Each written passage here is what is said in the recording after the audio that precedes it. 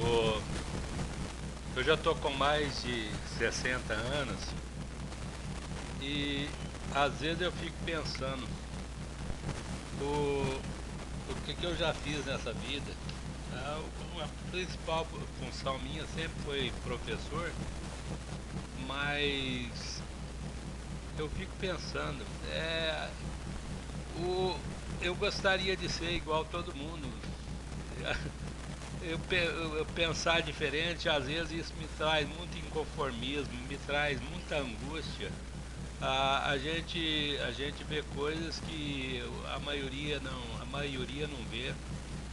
É, teve o regime militar de 64 e uma bandalheira, um bando de vagabundo, a intervenção dos Estados Unidos arrasou, jogou o nosso país no lixo. E a hora que eles faliram no governo Figueiredo, a inflação já estava mais de 200%, a 200% ao ano. Aí eles lá no Congresso eles fizeram uma arrumação para não vão entregar o poder aos civis, que a gente não tem condição mais de tocar esse país. Nós já usufruímos tudo, os Estados Unidos já veio aqui, já botou as patas dele aonde quis, as multinacionais tomou conta de tudo e aí eles resolveram devolver o poder pro povo. Mas só que tem que o chefe da oposição na época era o Ulisses Guimarães, um cidadão simples, tudo.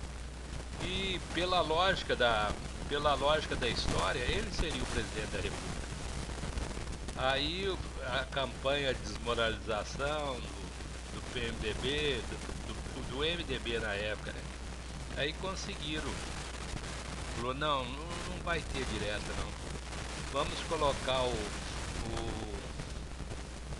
avô do Aécio lá, como é que chama? Eu esqueci o nome dele lá de Minas. Tancreira, o Tranqueira lá de Minas. Ele pegou e entrou. Não, o Brasil é um país pacífico, não sei o que tem. Vamos para o bem do Brasil, não sei o que tem. E começou ele brigar com o Maluf. Aí ele conseguiu ser eleito presidente. Mas colocar na vice dele o chefe da ditadura militar, o chefe da arena, que era o Zé Sarney. Aí o Tancredo morreu, o Sarney assumiu. Isso por quê? Justamente, falou, o Sarney jamais ia mexer com a corrupção, jamais ia fazer qualquer coisa contra a corrupção. Aí o Sarney ficou 4 anos, o Brasil ainda corria perigo, aí prorrogaram o mandato do Sarney, juntou o Senado lá e falou, não, mais um ano pro Sarney. Aí o Sarney ficou 5 anos. E na oposição, o Ulisses Guimarães já não tinha representação política, não tinha nada. Eles pegaram e colocaram.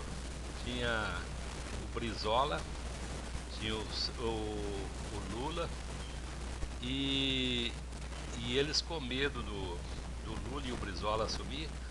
O Lula era um metalúrgico, eu não acreditava nele, um cara semi-analfabeto, tudo. E votei no Brizola. Mas a Globo, né? A Globo, ela foi ela que comandou a ditadura.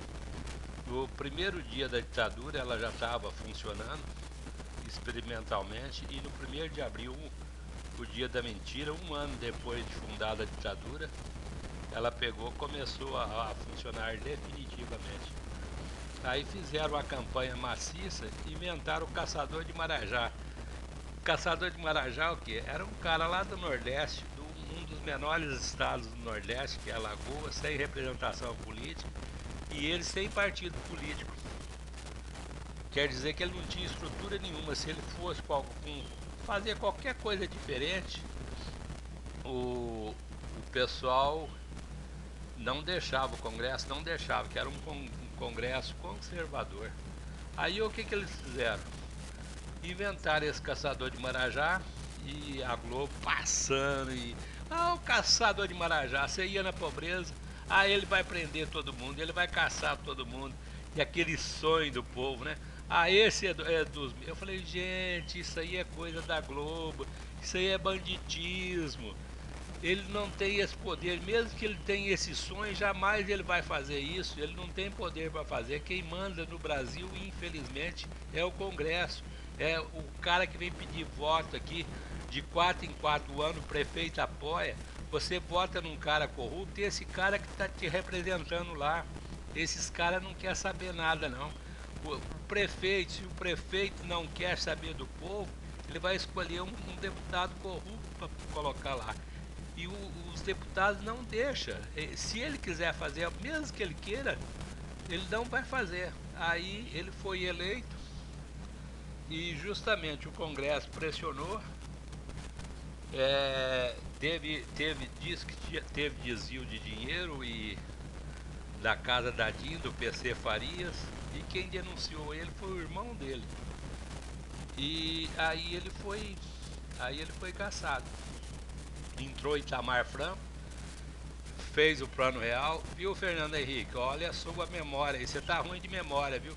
Quem fez o plano real e deu estabilidade ao Brasil se chama Itamar Franco, um baiano que foi para Juiz de Fora e foi político em Minas Gerais, senador e depois foi vice do Collor e se tornou presidente. Aí ele teve a infelicidade de escolher o Fernando Henrique Cardoso. Aí o que o Fernando Henrique Cardoso fez? Eles tinham medo do Lula e do Brizola. Eles pegaram e venderam tudo que o Brasil tinha. Foram vendendo tudo que tinha. Vendendo não, doando, né? E o dia da bolsa, leilão na bolsa, eles cercavam, lotava de policial, fazia o leilão e pronto. E até hoje ninguém questionou isso. Ninguém moveu uma palha contra isso. Que corrupção? Onde está esse dinheiro dessa privatização? Aí faliu esse sistema. Foi eleito, felizmente, o presidente Lula foi eleito. Eu votei no Brizola, falei, não vou acreditar, esse operário semi-analfabeto jamais. E ele me surpreendeu. E o Brasil começou a crescer, o mundo começou a enxergar o Brasil de outras maneiras e o Lula logo percebeu. Os Estados Unidos era o inimigo número 1 do Brasil, que não deixava o Brasil crescer. Hoje, por exemplo, para vocês terem uma ideia, nós não temos um carro brasileiro. E já imaginou, né? Eu sou engenheiro, quantos milhões de engenheiros tem esse Brasil? Nós não temos capacidade de fazer um carro. Será que não tem, não? O que é? É o Congresso Nacional, não deixa. Tem que ser da Ford, tem que ser da Fiat. E os caralho a quatro aí. Um monte mas tudo tem que ser multinacional. Por quê? Eles não deixam entrar uma empresa brasileira. Porque se entrar, já pensou que como que vai fazer nessas empresas, nessas multinacionais? E quem que vai financiar os nossos deputados? Né? Não tem um carro nacional. Você me falar, esse é produzido no Brasil. É produzido aqui com mão de obra barata, mas o lucro vai para eles. Então o Lula começou a mudar essa visão de Brasil. Começou a Petrobras, por exemplo, o Fernando Henrique mudou o nome da Petrobras com um X no final, para ver se podia vender ela o mais rápido possível, mas não deu tempo. O Lula chegou e hoje a Petrobras é uma das maiores refinarias de petróleo do mundo. Aí o que a Globo fez? Vamos falar da Petrobras. Começou a bater. Aí o AES perdeu a eleição. O Lula ganhou 2 vezes contra a mídia e contra o poder financeiro, né? E o que o Lula fez? Ele não fez nada, por exemplo. A Caixa Econômica era para ser vendido, o Banco do Brasil. Aí ele chegou lá, falou, não, o juro aqui vai ser tanto. Vai ter o crédito consignado. O cara que é funcionário e tem dinheiro para pagar, vai pagar 1,5%, 1% de juros. Aí a Caixa fez e o Banco do Brasil fez. Os outros bancos, nossa senhora, ficaram doidinhos, foram obrigados. Eles cobravam juros de 15, 16, 17%. Aí eles tiveram que jogar o juro para 8, 9, sei lá quanto tá. Eu nunca pedi empréstimo em banco, mas é um absurdo, né? Se tem um tal, acho que é crédito, cheque especial, se a pessoa não paga, diz que estoura, né? Eu já fiz um cálculo matemático. Por exemplo, se eu te emprestar um dinheiro, um real hoje, e for cobrar daqui a 50 anos a juros de 7% ao ano, você vai ter que vender o mundo para me pagar daqui a 50 anos. Imagine só. Quem apoia banqueiro então? Será que não é corrupto, não? Outra coisa, por exemplo, que a gente tem que mudar é o poder representativo. Nas pequenas cidades só manda os coronéis. Por exemplo, se eu falar, eu quero ser candidato a prefeito, os caras falam, você é professor, é engenheiro, tudo, mas sou pobre. Eu não tem, o pobre não tem vez nesse país. Então você tem que ter aliado a grandes grupos e a financeiro principalmente. Época de eleição nesse interiorzão é uma compra de votos e ninguém fala nada, ninguém abre o bico. Eu, por exemplo, esse prefeito de Goiuerê, eu vi jornal noticiando compra de votos, churrasco, tudo, de repente silenciou. Ele chegou no poder, ninguém falou mais nada, o jornal não falou mais uma linha dele. E eu, por raiva, também falei, não vou ler mais esse jornal, não. A Rede Globo, por exemplo, eu penso tão diferente do pessoal. Tem mais de 10 anos que eu não vejo a Rede Globo. O pessoal falando crise, crise, crise. Falar crise deve ter na Globo, né? Porque eu não estou vendo crise, não. E no dia a dia, eu vejo o pessoal falar em corrupção, corrupção. Ele não enxerga a corrupção que está você atravessando a rua aqui. Eu atravessei hoje, é dia 13, da manifestação do pessoal que quer dar o golpe contra a Dilma. Aí cheguei, atravessei a rua, 100 metros aqui da minha casa. Aí cheguei, tem uma casa chamada Casa da Cultura. Eu olhei as cores dela e falei, essas cores aqui é a cor do DEM, né? É a mesma cor do partido do prefeito. E ninguém nunca questionou isso. Se questionar, ele tinha um monte de advogado, ele falou, não, é a bandeira brasileira, o azul